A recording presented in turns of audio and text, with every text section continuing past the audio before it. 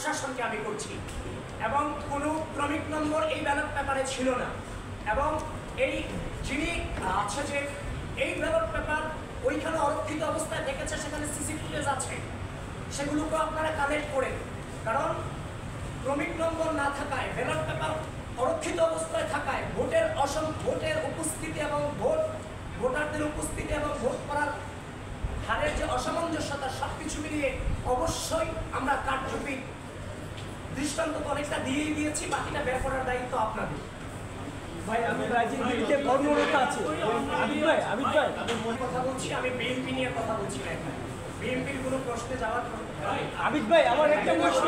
আবিদ ভাই পরের দিন আসার কথা যেটা বলেছেন, এখন আমি যদি কোনো জিনিসে প্রপারলি তদন্ত ছাড়া আপনার সামনে আসি, এটা কি কোনোভাবে আপনিও মেনে নেবেন?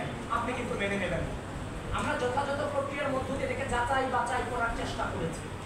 আমরা যেই ফোন দিয়ে ছবি তুলেছে, সেই ফোনের যিনি তুলেছেন তার কাছে আমরা গিয়েছি।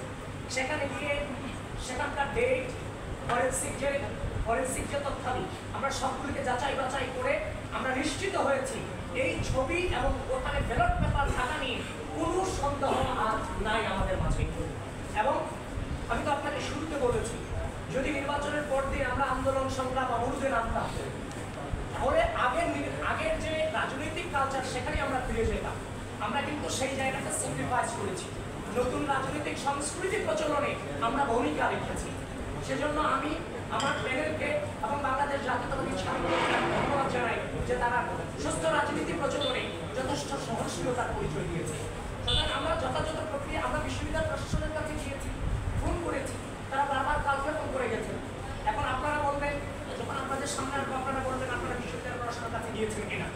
তা আমরা বিশ্ববিদ্যালয় প্রশাসনের কাছে গিয়েছি, সকল প্রকার নিয়ম আমরা মেনেছি। যখন দেখছি কালক্ষেপণ হচ্ছে, তখন আমরা মনে করেছি যে আপনাদেরকে এখানে জানানো প্রয়োজন।